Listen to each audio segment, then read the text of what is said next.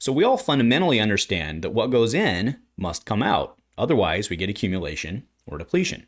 And Flesh and Blood's LL system is no exception to this rule.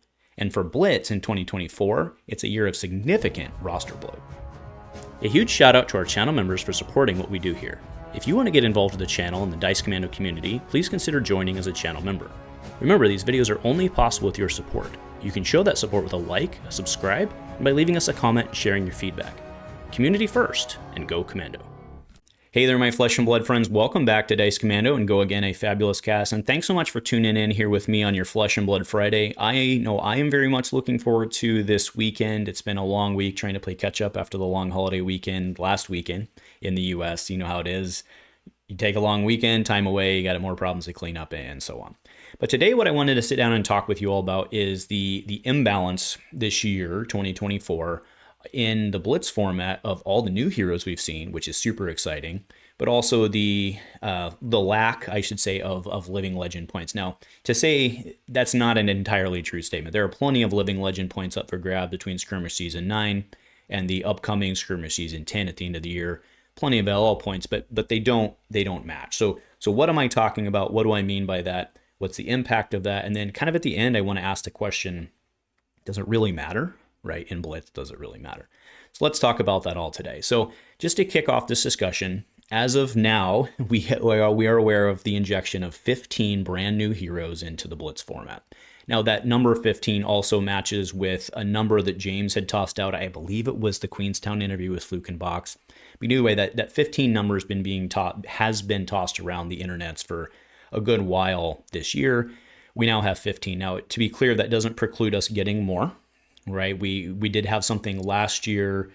We had Squizzy and Floof came out during the final Armory kit season, like the Christmas Armory kit season. The exception there being he was UPF, so he's actually not Blitz legal. So we could see something like that again, or hey, we could see another hero. We still have question marks on what's available for prizing in Skirmish Season 9. I expect it to be Terra, but hey, you never know what other conventions. So either way, 15 is what we know about today. Now, those 15 heroes correlate to an injection at minimum of 7,500 more LL points to keep the roster balanced. And what I mean by that is if we have, I think it was like 42 heroes or something like that at the beginning of the year, whatever the math was on that, in order to keep that steady, for every character you add, every hero you add, you need to add 500 points to balance and maintain equal roster. And actually, you need to add just a slightly bit more than that because heroes can obviously grab a bigger piece of the pie before LLing. Now, with their relatively new system of doing the Monday checks, that has been mitigated quite a bit. But you do need to remember that Skirmish Season is only 3 weeks long, so you're dividing all of those points only by 3. So they can still take a pretty big piece of the pie. Right, so of those 7,500 points, as I mentioned there in the image, it correlates to roughly 1,500 points. That's with an asterisk. Now, under the new LL rebalance, skirmish events, RTN events, ProQuest events, and ProQuest Plus events all bring 5 points with them. And that's all for Blitz format. Battle Hardens bring 25 points. So we do have an upcoming Battle Hardens like New Jersey. So that would obviously offset 5 worth events. But if you really think about how often we're seeing high-level Blitz events, the team Blitz events, to my knowledge, do not actually assign any LL because how would you do that? So, and we do frequently see those at the higher level events as well, which means there's no points injections for those. So by and large, we're looking at a very large number of events, and the bulk of that, in terms of the Blitz LL, happens during Skirmish Season, okay? Now, the upcoming Skirmish Season 9, and all this data is valid as of the day I'm shooting this, July 9th. So there are 611 total skirmishes currently scheduled in Gem for Season 9, 447 of which are Blitz. Now that is also very interesting because that's 73% of them, which is actually higher than the old ratio when they used to do sealed. So I know like my area at least, and a lot of the stuff I see on the internet is, oh my goodness, we hate Blitz. It's so good that Living Legend is there instead. And the data globally would disagree with that more people want to play Blitz. So that is a good thing, and I'm glad to see that. So you do the quick math at 5 points per skirmish on that 447, and it's 2235 total points available for Skirmish Season 9. So we're at roughly a third. All right, Skirmish Season 9 will be roughly a third of what we need, which is that 7,500 point range. Now, we do have Skirmish Season 10 coming up at the end of the year, but there's no reason to believe that Skirmish Season 10 will be twice as large or more than Skirmish Season 9. Even if it is larger, which I hope it is, that's a long ways to go to reach the roughly 5,700, 5,800 that you would need to balance that. So the end takeaway from this is that we are going to have roster bloat.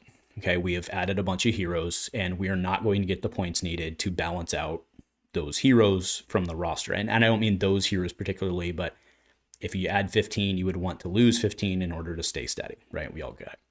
Right, so now let's go over to what is legal, or what will be legal for Skirmish Season 9. So I have updated this. You can see down in the right corner specifically, I've added all of the new heroes in terms of what will be legal, or what is currently out there. And then you'll notice that Ocilio, Baleo, Verdance, and Florian will not be legal for Skirmish 9. Terra and Aurora will be, because they'll be playable. For some reason, they'll be legal, even though the release date isn't actually until August 23rd, because the early access is Gen Con. They're going to be legal from Gen Con, which is a little weird, but I guess neither here nor there, right? But what that means is that there are 47 heroes, okay, 47 heroes legal for Skirmish Season 9. That's a lot. Right now, there's a caveat here that I think kind of goes into the does it matter of how many of these heroes are actually viable. Now, someone's going to inevitably come back and be like, well, Cavdane did get a point. That is true, right? But someone like Cavdane, I would consider not really viable in Blitz. I know he has had points, and there's nothing stopping him from pulling down a skirmish. But in terms of legitimate viability for the globe, you're not looking at 47 heroes, is my point, right? Someone like a Melody is going to have a really hard time winning a skirmish sans collusion. And there are many, many, many other heroes like that. However, you have someone like Blaze, who's brand new, who will almost certainly earn points. Enigma New Moon is super cool. I don't know how many points she'll earn with her challenge, with her potential challenges with Arcane and then Blaze. But either way, there are heroes like Nu, Zen, Enigma, which are completely legitimate. Other heroes, not so much, right? The thing is on that, in terms of viability, no, not all 47 of them are viable. But if you do look at this in terms of what we would consider to be viable, it's still a lot, right? It's in like the mid 30s. That's a lot of heroes. Okay, so what I'd like to do next is really kind of put in context what I see the meta as, and this is not a tier list, okay, in the truest sense, because we're not going to go through everything. But I do want to talk about from Skirmish 9, where I believe we're going to see the vast majority of the points get put. And that comes with kind of one exception on Data Doll. Okay, so top tier, we have Briar, Victor, Rhinar, Blaze. Okay, the Emperor has, in my opinion, been dethroned, pun intended, from the top tier because he cannot handle arcane damage. He just cannot, and Blaze is good, right? Is Blaze better than the other tier 1 heroes? I don't think so. I think she's a solid tier 1 hero in line with them, but absolutely dethrones Emperor. You then see in the legit contender spot, and I'm actually noticing that I forgot to put Dash in here, OG Dash in here, absolutely belongs in here. Right, so we have the Prisms, we have Levia, Data Doll, and Dash.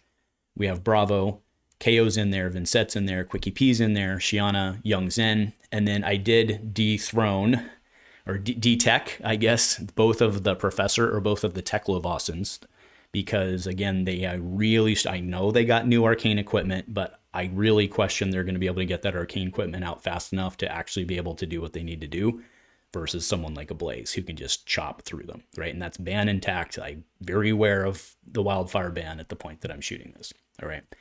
Now, I did mention kind of a caveat with Data Doll. If Dash, so Dash is very close to LLing, and if Dash LL, she takes with her the pistol, and I think that absolutely, not only, it basically just, it doesn't even cripple her, it just obliterates her, in my opinion. So Data Doll, I think, is going to earn points, not super aggressively, but I think she'll earn some points, but she's absolutely going to get dethroned, okay?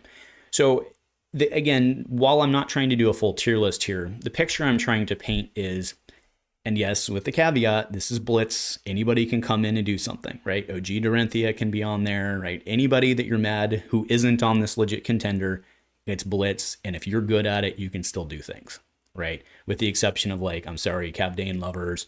I'm sorry. I know there's a guy out there, Cavdane main. He comments a lot.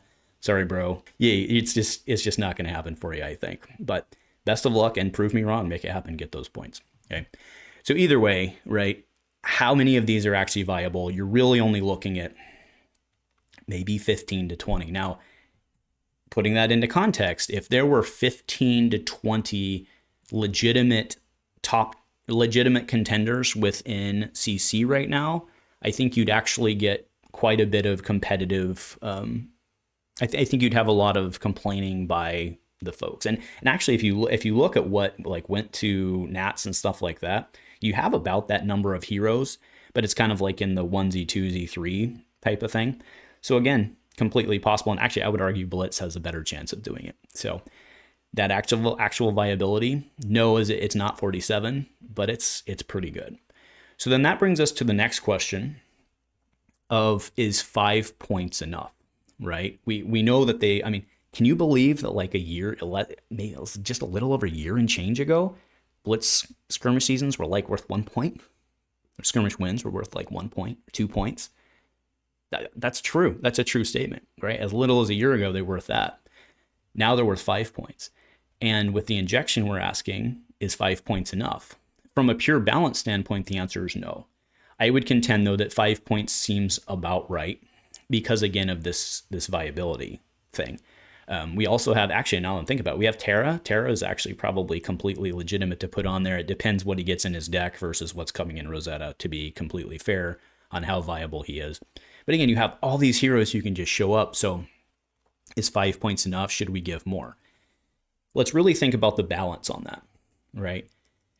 We want overall there to be a manageable meta. Like, I think that's a reasonable request. The problem is, if you go much higher than that, you can see heroes speed run, and we use that term pretty loosely in like Classic Constructed. But think about it, 100 win right now at 5, it's 100 wins to retirement. If you go higher than that, you're looking at like 80, 90 wins. You could very easily do that in a weekend and just have a character like, say, Blaze or something like that. If she hadn't gotten Wildfire, I think she could have absolutely just rocketed forward, right? It's pretty crazy to think about. They could, in theory, just do it in a weekend. So I think going above 5 points, while mathematically is probably the right thing to do from this bloat standpoint, I think it's probably the wrong thing to do from just the viability of your characters and knowing what's going on. So I think 5 probably, again, if you're someone who hates the concept of LL system, which I think most people in Blitz aren't, because you do want that turnover. Like, there's a lot of people hoping Rhinar is going to go away. A lot of people who can't wait for Briar to go away. So you can't, want them to go away and then at the same time not want your hero to go away, right? So I think most people are okay with Living Legend system in Blitz, but we do have to respect the speed at which it can potentially happen, because when you have 47 heroes, you're not distributing those 47 points equally. You're just loading it on the top end. And then when you inject so many more points to make it balance for that, when you're loading it on the top end, you don't actually accomplish any additional thing. You just have characters eating a bigger piece of the pie, and then they allow out with 550, 580, something like that, right? So my conclusion on that is I do think 5 points is probably enough. And then the last question I want to ask, and it is a question for you, I'd love to hear your thoughts below, is does roster bloat matter? Now, that's with the caveat of, to a certain extent, we don't want to just inject 200 heroes tomorrow, right? That's not what I'm saying. And yes, I'm being hyperbolic on that. But we don't want to just inject a whole bunch of heroes and say, no, it's fine, it doesn't matter. We do want to keep it somewhat in control. But does it really matter that we've gone from 40 to 50? Does that really matter?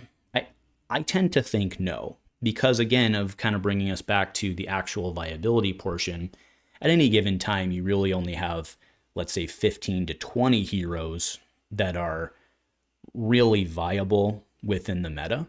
Now, sure, that changes from week to week as certain heroes go away, right? Again, look at the Blaze example, look at the Teklovasan examples. Blaze came in and completely changed those heroes, and probably other impacted heroes as well, and certainly other impacted heroes as well, right? So That's not to say that that viability doesn't change. But in terms of on any given day, what's legal, probably it's not legal, viable.